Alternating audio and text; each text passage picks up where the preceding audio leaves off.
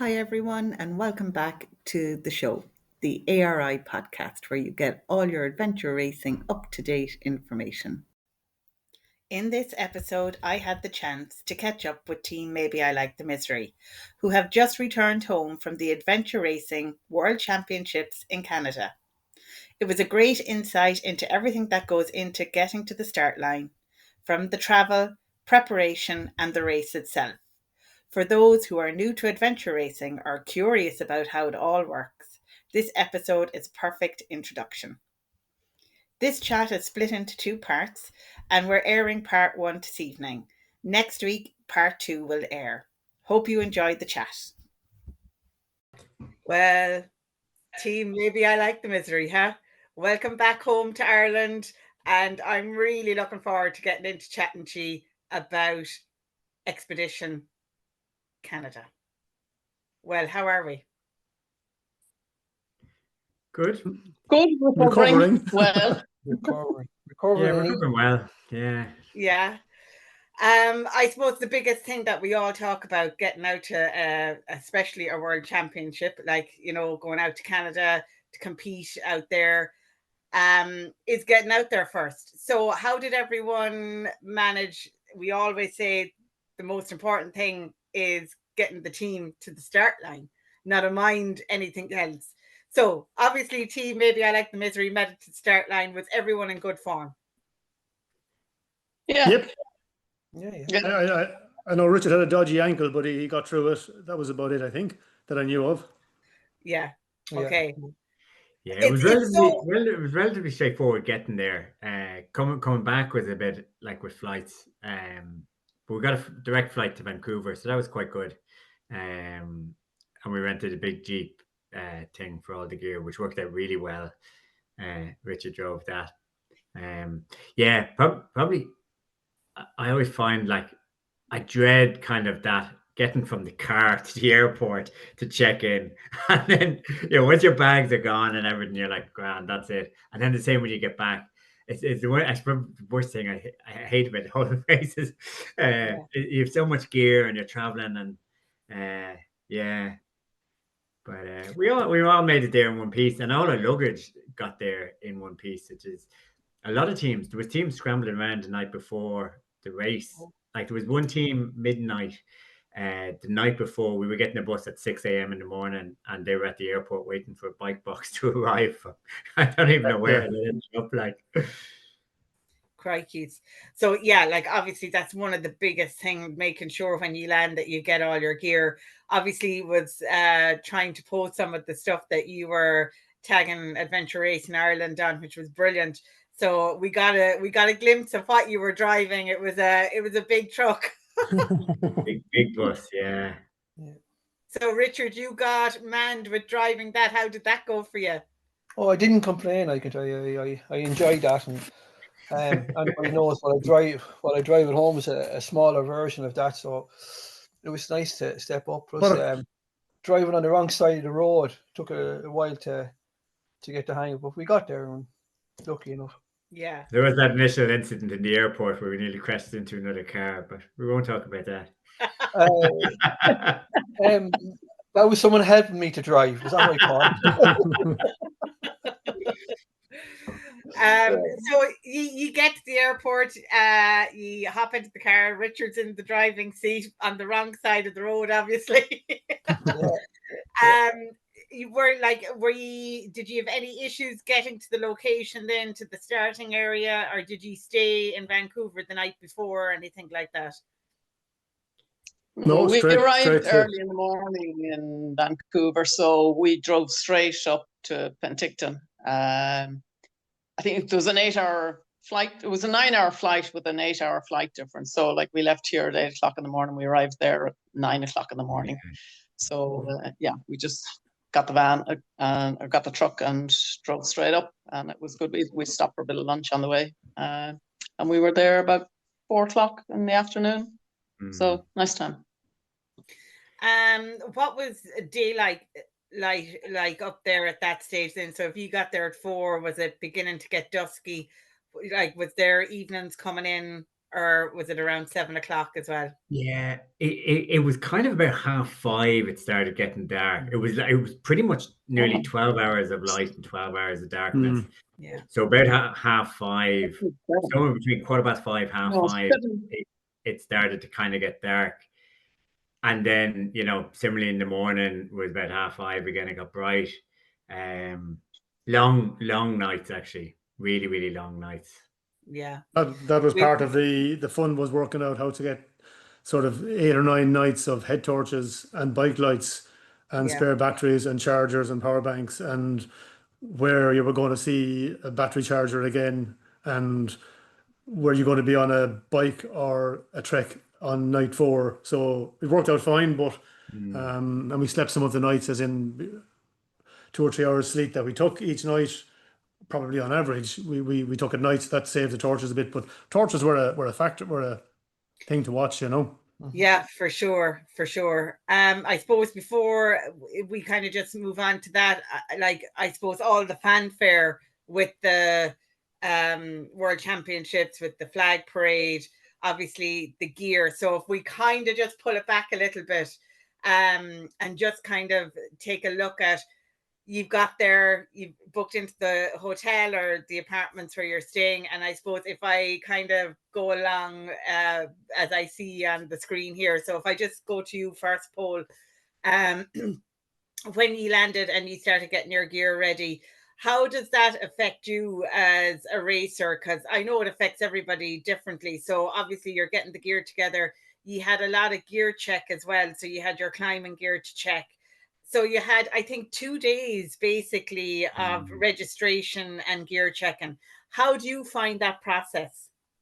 Yeah, I suppose the accommodation we had, obviously was one of the recommended places from the organisers, was close enough to where the event village was. So we weren't too far from that. Like, you could stroll down in a few minutes.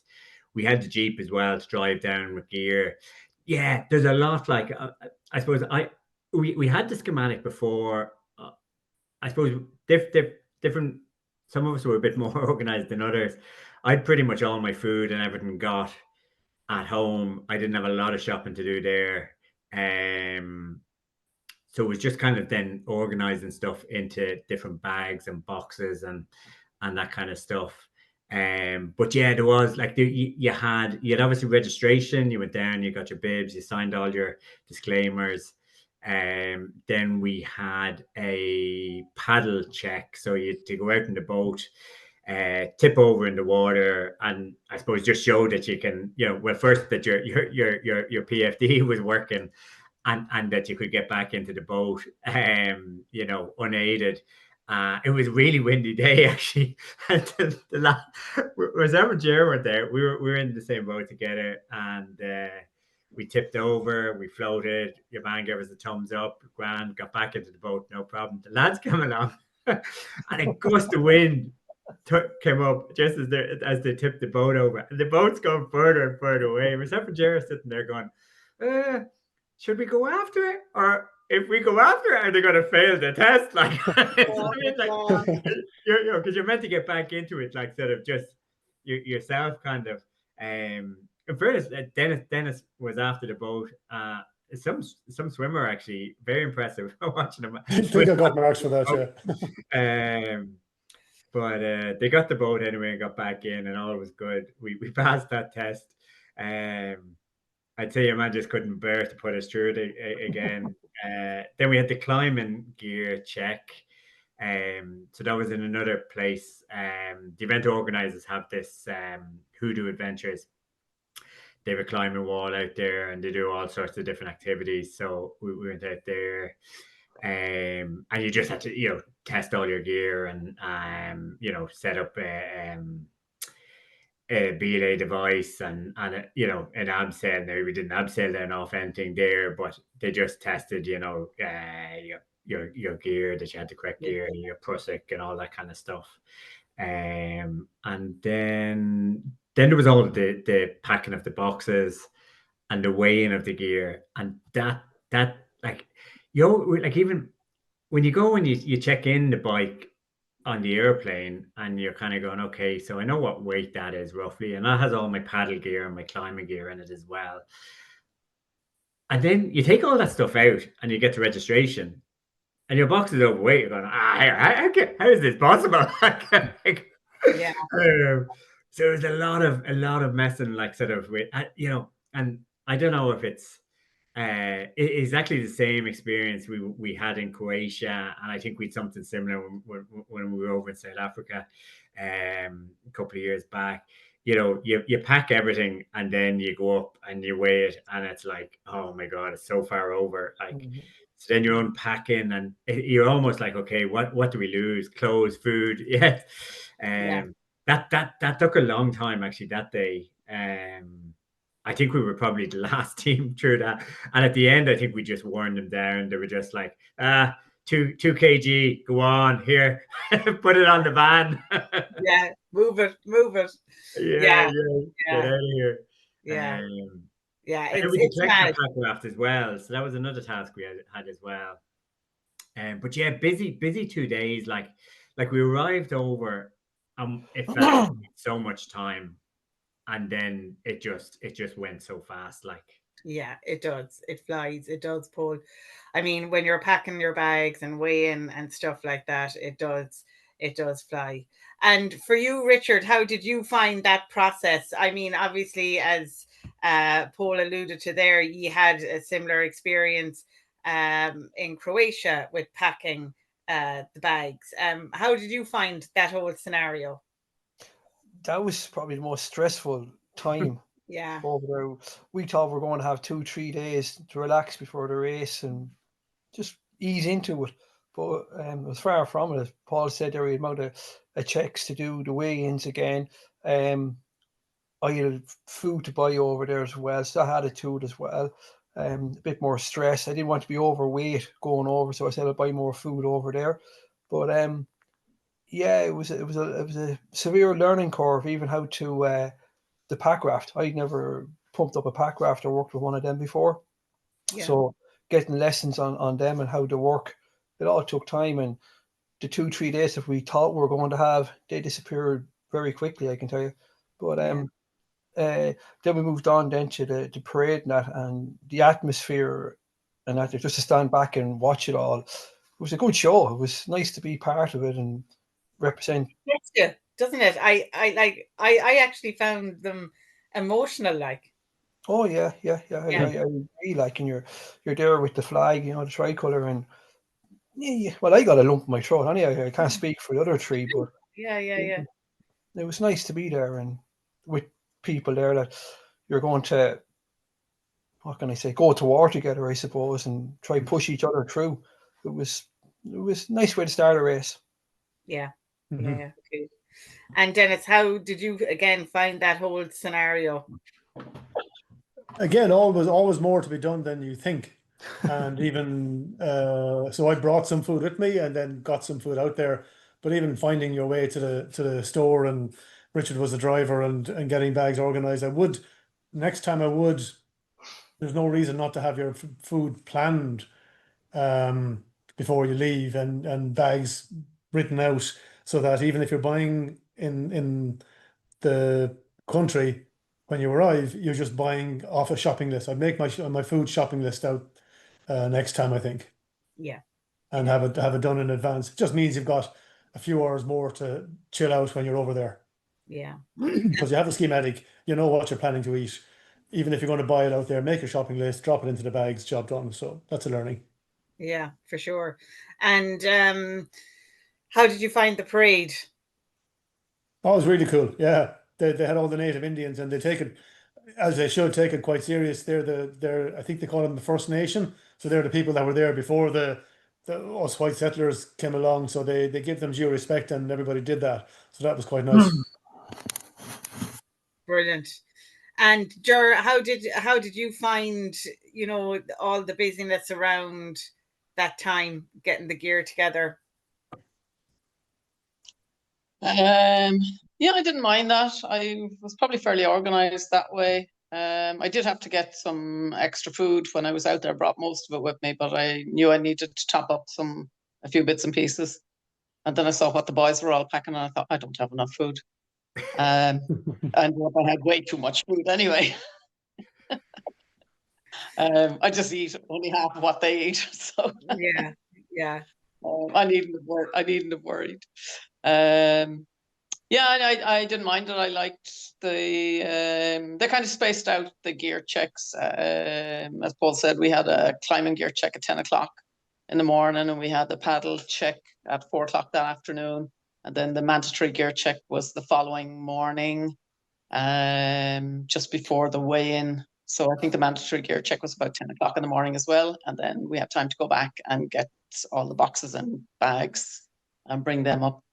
And as he said, yeah, a little bit of distribution stuff coming out of the boys' boxes, going into mine. Yeah.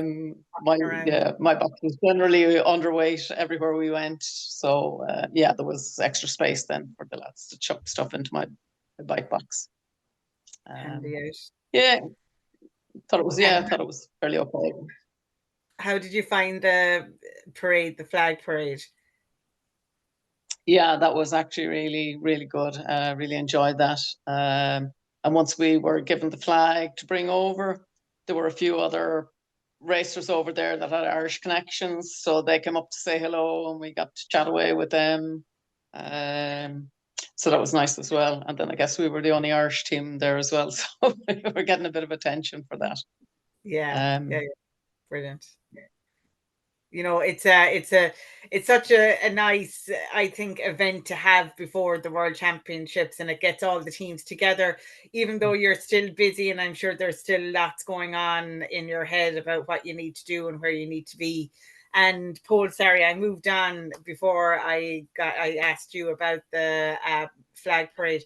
How did you enjoy that? Did you find that a lovely ceremony? Yeah, no, it's lovely. Like I suppose we've been at a few of them now. Yeah, it's really nice. One thing they did say, they'd kind of learned from past events. I remember even, I think, was it South Africa? They had it like the night before the race start, and like again, you got finished. You were kind of rushing home, and you didn't really have much time to take it in, like, or even relax after. But they did have it sort of a bit earlier this time, so like that was good. You weren't kind of sitting there worried, like, okay, I should be in bed, like, I need to be up early in the morning or whatever, like. So it was all, yeah, it was nice. It was nice, relaxed kind of thing, and yeah, lots of singing and dancing, and the speeches weren't too bad either.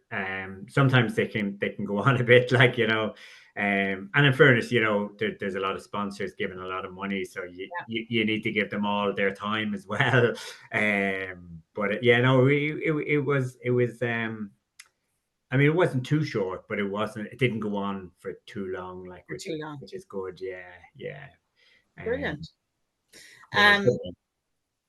Yeah, I mean, as you say, it's nice that if they can have it a bit earlier, it just gives you that bit of time in the evening just to chill out and get whatever last few bits done. I suppose then the next thing was you had the bus journey to the start, which was quite long. So maybe, Richard, you want to kick us off on the journey down in the bus? How did that go? Like, you left pretty early in the morning, as far as I'm aware. Yeah, we left early. Was it 5:30? Was it we left at?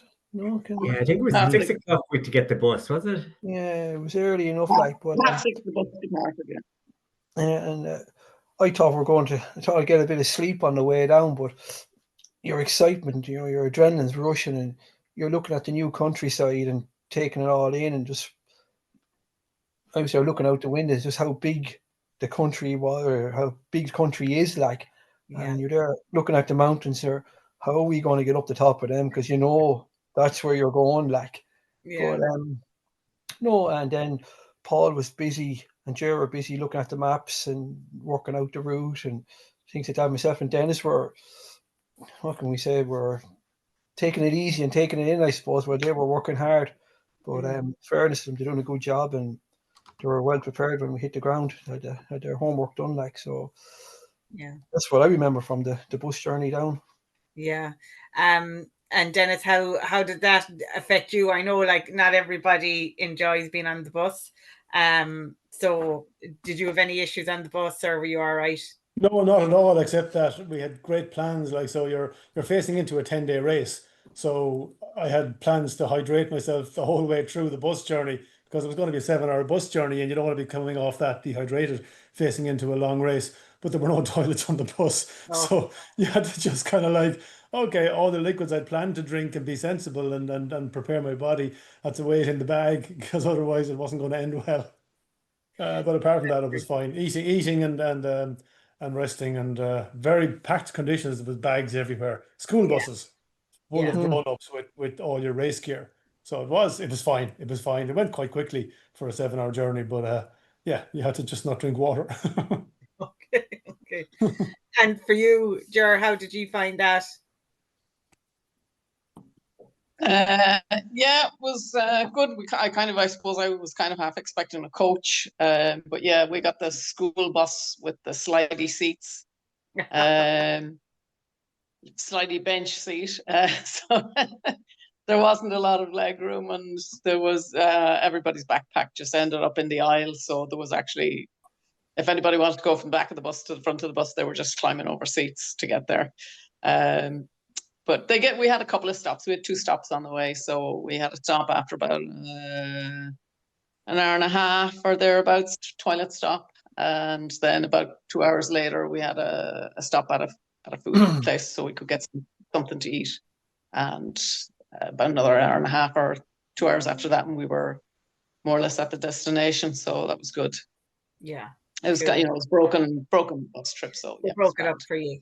Yeah, that was good. Yeah. And for you, Paul, how did you find it? Yeah, like so, they gave us the maps just before we got on the bus, which I was kind of hoping for a nice nap on the bus. So then it's like, oh, here's your maps, here's your route book. Get kind of working on them. So that kind of certainly kept us busy. Yeah, and like, That's actually quite hard, Paul, because like there's been a number of occasions when we've gone out to XPD in Holland and we've raced there, and they give you the maps going out in the bus. So like you could be an hour and a half or 2 hours on the bus going up windy roads trying to look at maps, which I'm sure does not suit everyone, like, you know. yeah, it is like, and like, I mean, as Des was saying, like, you know, like the bus, like they were old kind of school buses, like, you know, they're really cramped. Like, you know, you didn't have much room on it. And you know, some of the roads are quite bumpy, and you're trying to read the route book, and you know, you don't room really to spread out the maps or stuff. But I suppose, look, you just get on with it, like. So yeah, myself and Jerry got working on that. We kind of read through the route book first, kind of looked at the maps, and then started marking up, you know, on sort of going over it the second time, we started marking out the route on the maps. And I suppose, look, by the end of the bus journey, we had it all fully marked up, and there wasn't a huge amount for us to do when we got there. You know, we kind of went over it again and made some notes. You know, different things like cutoffs, or you know, there was places where there was food, and you know, opening times and closing times. So just kind of jotted down a few notes on the maps and stuff like that. Like, but yeah, it was kind of, yeah, like you're up so early and probably didn't sleep a huge amount the night before either, or even in the run up to it. So I was kind of thinking, oh yeah, I get a nice little nap there on the bus, and I like sleeping on like public transport and buses and trains and planes. So it was like I was all set for a nice sort of 5-hour nap or so, and then it's like, right, there's your map. So you go, oh no, straight to work, like, so. Yeah. But yeah, no, it worked out fine. There was one route, one map I got to, I don't know, mid race, and I looked and I was going, oh, here, what have I fucking marked here?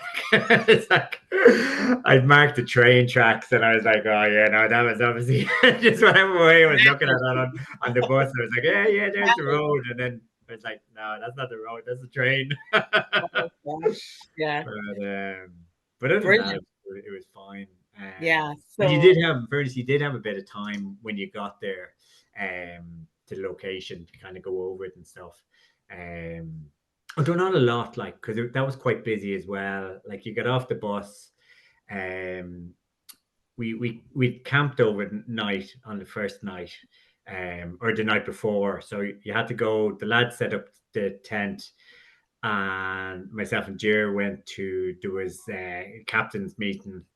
So it was pretty. Even when you landed there, like, yeah. you kind of thought, oh yeah, we've loads of time for dinner and whatever, but it was pretty busy, like, between having to set up a tent and then the captain's meeting, and then there was another kind of few speeches and pre-dinner kind of activity, and then your dinner, and then it was kind of bedtime. So it was like, That was the tent.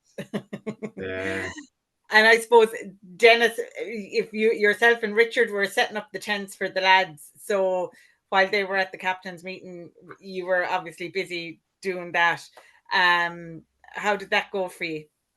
Yeah, absolutely fine. I suppose it's unusual for the race the night before. So 7 a.m. in the morning, the day before the race, full 24 hours before the race, you're in your race gear, you're in your shorts, your cycle shorts.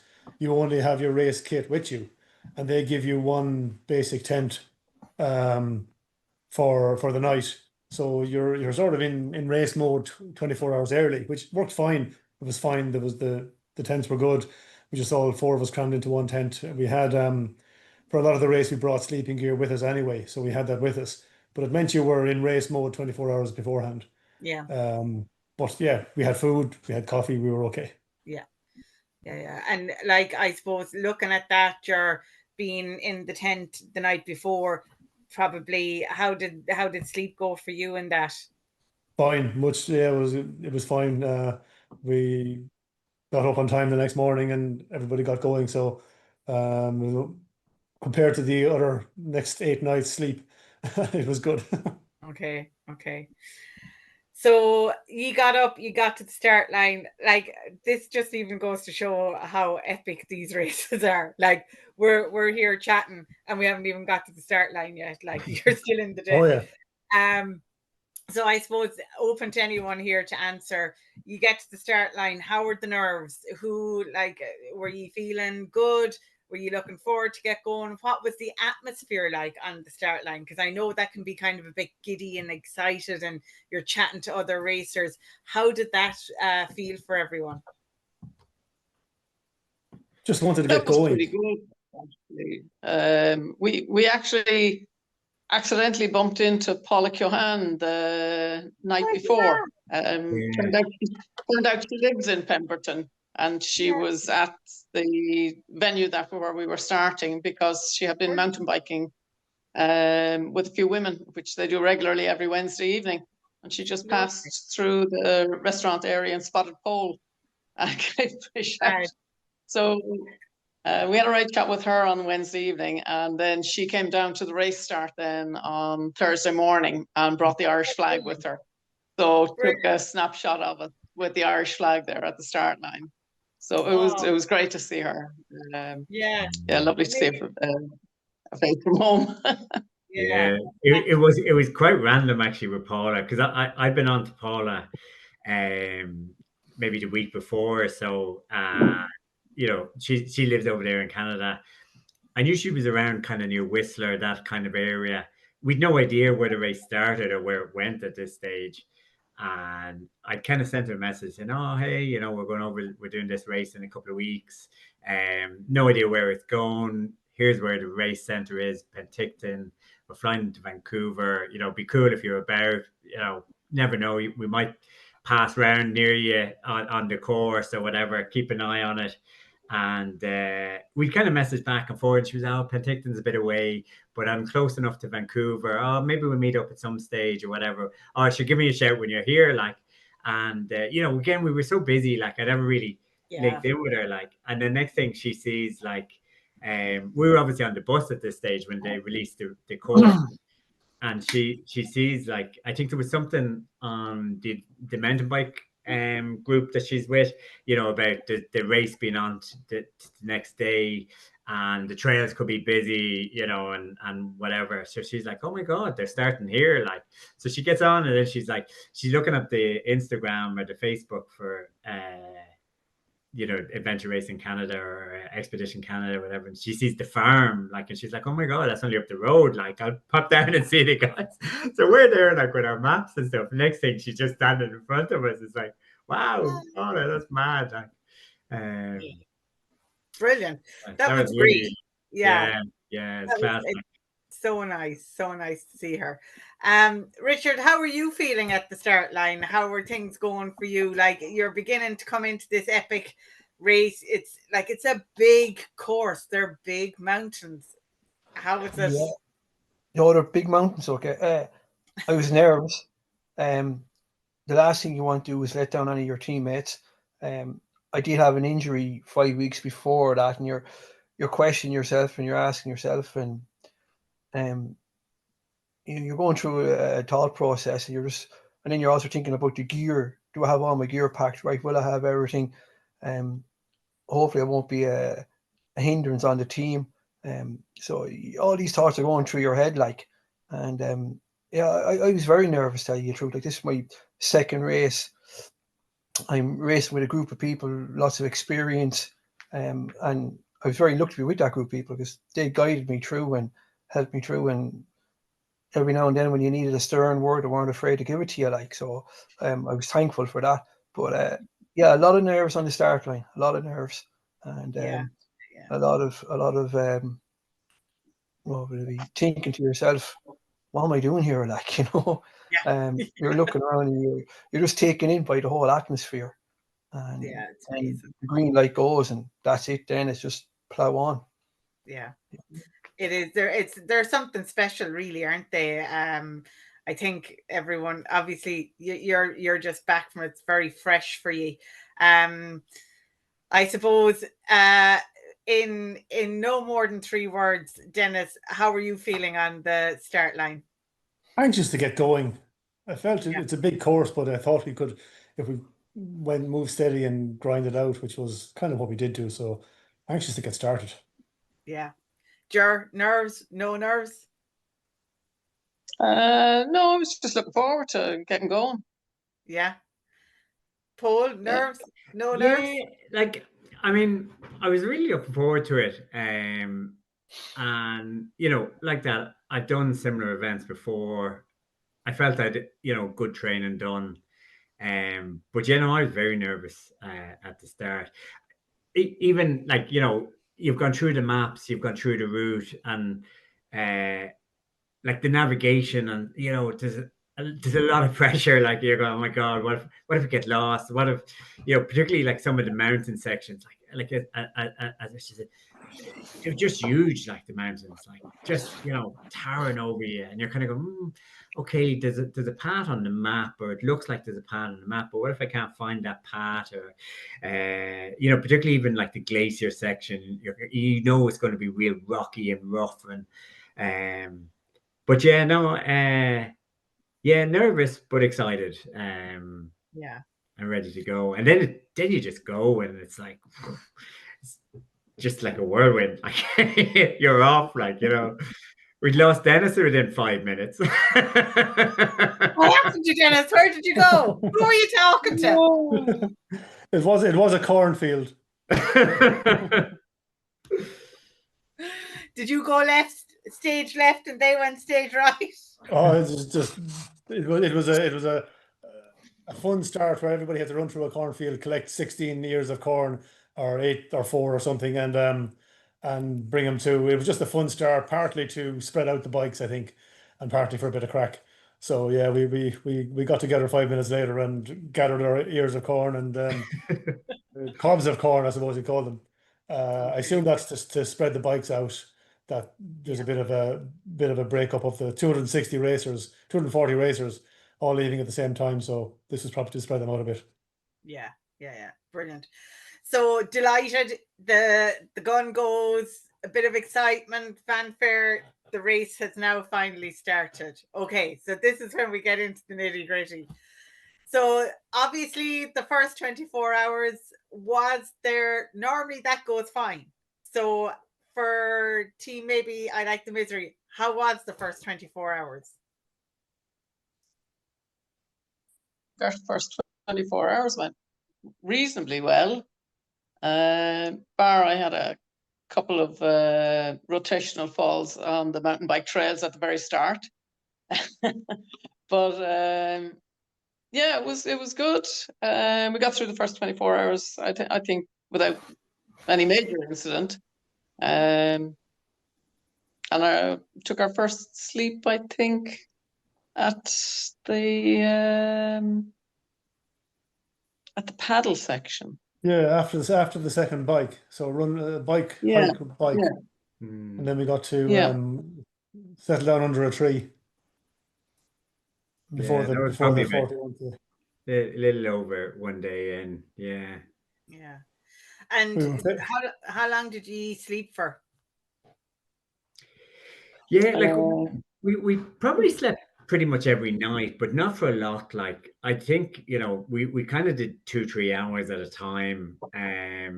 Bar, I think the last night we slept early, kind of just as it got dark, maybe about 7-8 o'clock. We took an hour or two, and then we went on and we were going through the night, and we just weren't moving. And I think we were all kind of falling asleep like a few hours later.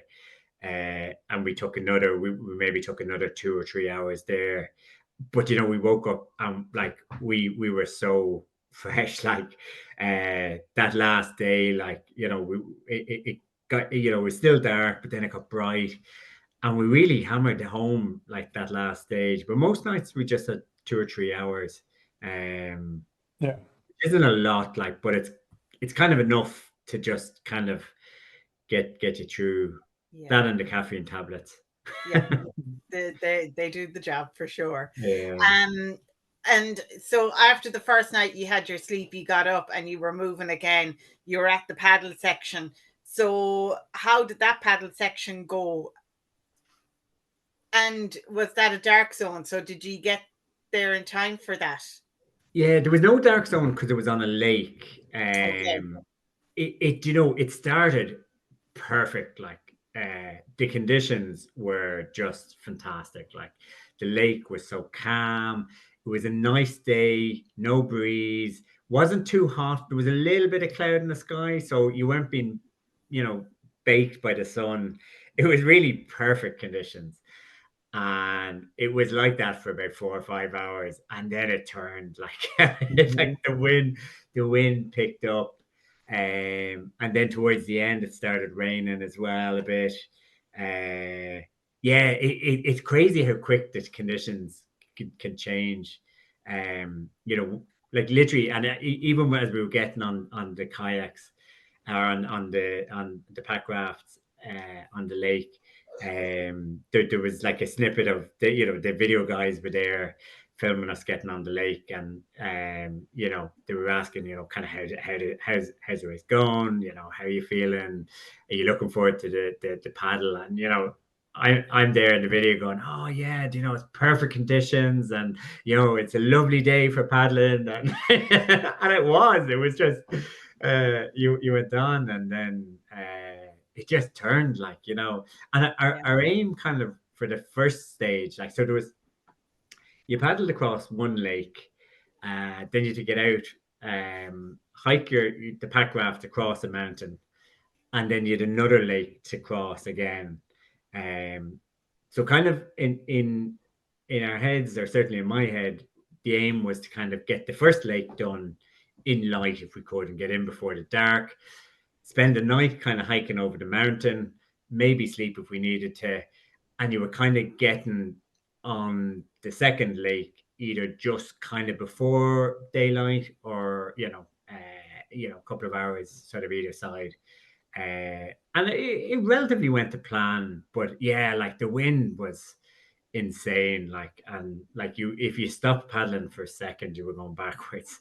It was really yeah, like we passed, there was a couple of teams we passed on the lake, there was one team we were back and forward with, quite a bit throughout the race. And there was another team we passed, and they must have hit the lake hours, I'd say, before us. And they really didn't look that strong paddling. And like, I think they ended up getting out halfway around. We met a referee when we were hiking over the mountain, and he was going to pick them up somewhere along the lake. Like, but it was, the conditions really turned so fast. Like, yeah. And for yourself, Richard, how did you find the first 24, 36 hours? Were you okay with the first sleep and stuff like that? Yeah, the first 24 were okay. Going on to the lake, as Paul said there, the morning was beautiful. I picked the wrong kit. I went on with a long sleeve t-shirt and shorts, and the sun was shining, and this country is beautiful. Yeah. And then the weather changed drastically. Yeah. I remember Paul and Jerry were in front of us on the kayaks or the pack rafts, and they went around a corner, and myself and Dennis were behind them. And next thing we were just seeing Paul and Jerry just going straight across the lake. The wind had taken them, but it was.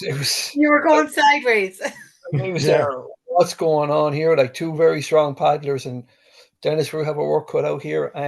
I started to feed on that journey on that section, and I was glad to see the light. There's actually a light at the end of where we're supposed to get out of the lake. I got out of the lake. I said to the lads here, I'm in a bad way. I need an hour in the bag.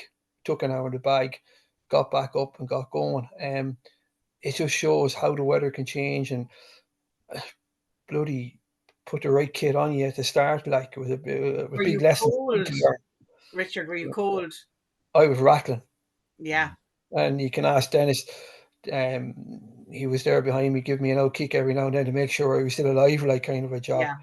It's probably unfair. Dennis had to paddle a lot harder to carry me, but the team got me out and up, and it took an hour in the bag, and then we got going and we started hiking then down to the next lake.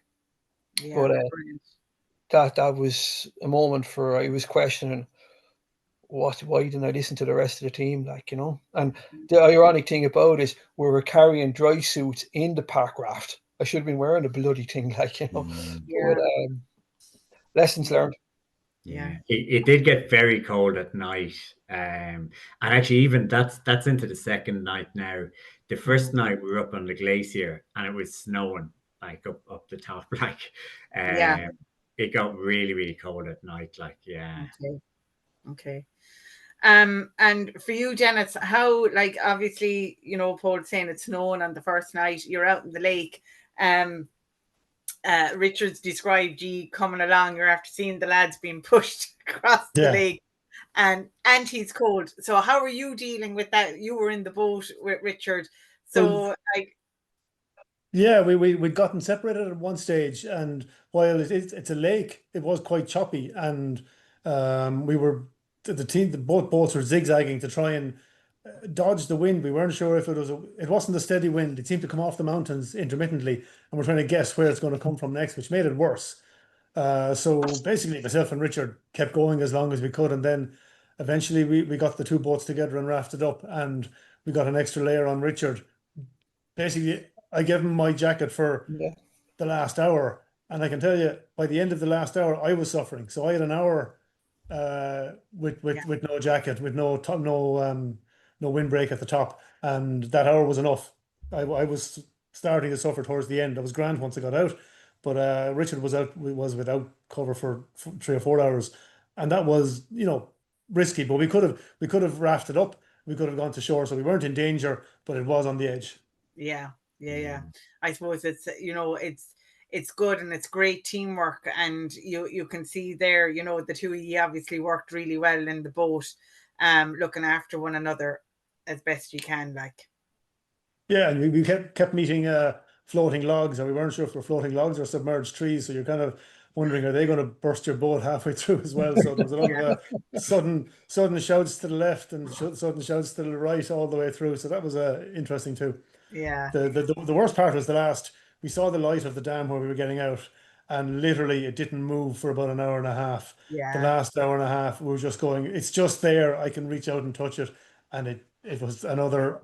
I've had this time and time again on races where the last hour and a half or 2 hours you think you're there, and still it's just a slog to reach Yeah. it. But yeah, we got there and took a rest.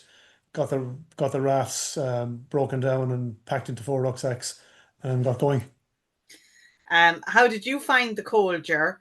Were you all right? Did you have your dry suit on, or? Yeah, of course you Yeah. did.